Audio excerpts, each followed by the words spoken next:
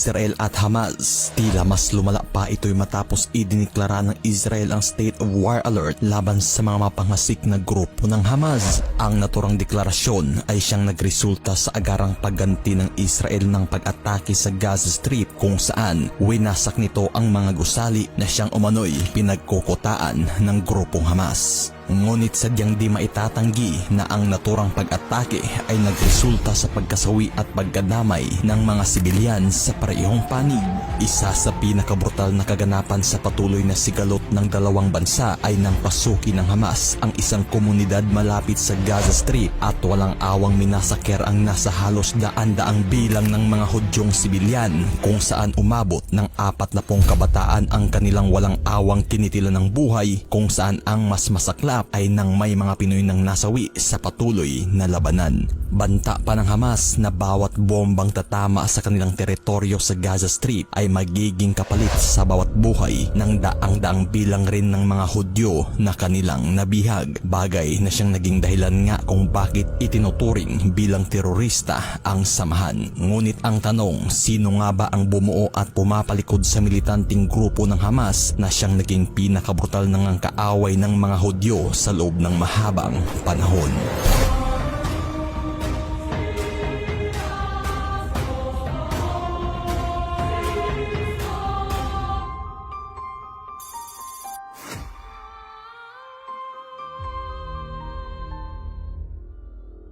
Oktubre 7, taong 2023 nang mangyari ang isang nakagigimbal na kaganapan sa Israel. Ito'y matapos magpaula ng bomba ang grupong Hamas sa teritoryo ng Israel, kung saan kinonsidera pa nga itong the deadliest terrorist attack sa kasaysayan ng Israel na kumitil kaagad ng daang-daang bilang ng mga sibilyan. Ngunit tila pauna lamang ito sa kabrutalan na mayroon ng Islamist group na Hamas. Ito'y nang atakihin rin ng Hamas sa parehong araw ang isang Israeli Music Festival kung saan daan-daang sibilyan rin ang nasawi at mismong nabihag. Ngunit mas masahol pa ang naging aksyon ng grupo matapos mapasok ang isang maliit na komunidad sa Kfar Aza at walang alinlangang minasaker ang halos buong komunidad, mapabata man o matanda, at may iilan namang nawawala na pinaniniwalaang posibleng nabihag na.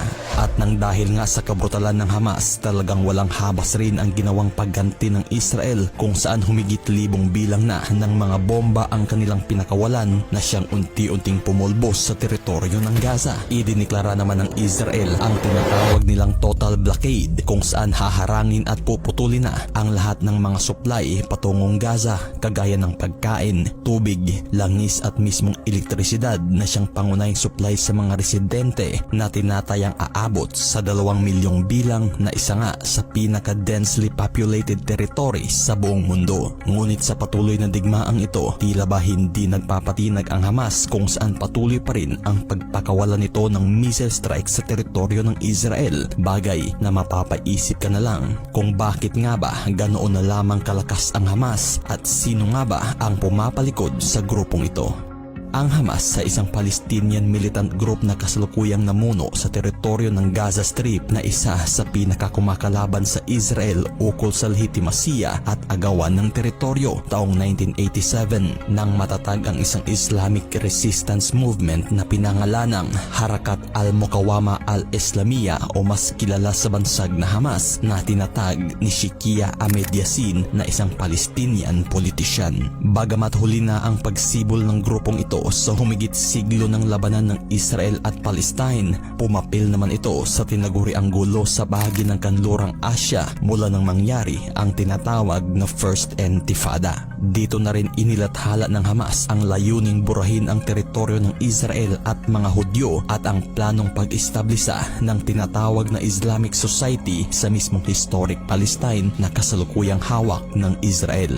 Dito na naging marahas ang Hamas sa kanilang layunin na sinuportahan naman ng iilang mga Arab-Palestinian civilians na naglalayong mapabagsak rin ang mismong Israel, kung kaya't kaagad itong nagresulta sa mabayolenteng pamamaraan ng pag-atake na kahit mga sibilyan ay kaawa-awang tinarget ng mismong grupo. At sa patuloy na sigalot ng Hamas at Israel taong 1993, humupa rin ang gulong ito na siyang pagtatapos ng First Intifada. Ito'y matapos pinirmahan ni Palestinian Liberation Organization leader Yasser Arafat Arafat ang isang peace deal sa pagitan ng Israel o mas kilalang Oslo Peace Accords na layunin ang pagkakaroon ng permanenteng kasunduan ukol sa kapayapaan. Bagay na kaagad lamang itong hindi sinang-ayunan ng mismong Hamas na nagresulta pa nga sa pagsabotahe nang maglunsad ito ng mga suicide attacks. Isa sa mga tinutulan ng Hamas ay ang iminumungkahing two-state solution ng Israel at PLO kung saan parehong magkakaroon ng sariling estado ang dalawang lahi sa pamamagitan ng mga diplomatic talks. Bagay na talagang wala sa bokabularyo ng Hamas ang permanent peace talks laban sa Israel kung saan layunin ng mga ito na burahin ang mga Hudyo upang magtatag ng single Palestinian state. At nang dahil sa patuloy na panggugulo ng Hamas sa pilit pa ring isinusulong na peace talks ng PLO at Israel taong 2000, tuluyan na ring nabuwag ang layuning ito na nagresulta sa muling pagsiklab ng labanan na tinatawag bilang Second Intifada o Aqsa Intifada. At sa loob ng 5 taong digmaan, 2005, nakontrola na rin ng Hamas ang Gaza Strip matapos mag-withdraw ang mga Israeli forces sa naturang lugar. Dito na rin bumuo ng sariling gobyerno ang Hamas at ang isa pang political organization na kinilalang Fatah kung saan naging prime minister ang leader ng Hamas na si Ismail Haniyeh. Ngunit ang naturang alyansa ng Hamas at Fatah ay siyang hindi naman tumagal. Ito'y matapos mangyari ang naging salungatan ng organisasyon kung saan binansagan itong The War of Brothers na nagresulta sa pagkabura ng Fatah sa lahat ng posisyon sa gobyerno ng Gaza. And by the year 2007, tuluyan ng pinamumunuan ng Hamas ang buong Gaza Strip. Ngunit sa paglipas ng panahon ay tila ba mas naging bukas na ang Hamas ukol sa usaping pangkapayapaan kung saan taong 2017 nang ito'y magpahayag ng kanilang layunin sa pagtanggap ng iminumungkahing two-state solution sa pagitan ng Israel at Palestine. Ngunit pahayag ng Hamas na lalagdaan lamang nila ang two-state solution kapag ang naturang hatian ng estado ay ibabase sa 1947 borderlines at hindi sa 1967 borderlines na kung saan okupado at kontrolado ng Israel ang East Jerusalem, West Bank at Gaza Strip. تعتبر أن إقامة دولة فلسطينية مستقلة كاملة السيادة وعاصمتها القدس على خطوط الرابع من مزيران يونيو 67 مع عودة اللاجئين والنازحين إلى منازلهم التي يخرج منها هي صيغة توافقية وطنية. Bagay na talagang hindi rin humantong ang peace deal sa usaping ito. Ngunit paano nga ba lumawak at umani ng impluwensya ang grupong Hamas? Ang Hamas ay isa sa pinakakilalang political party sa mundo na suportado ng mga makapangyarihang Arab states.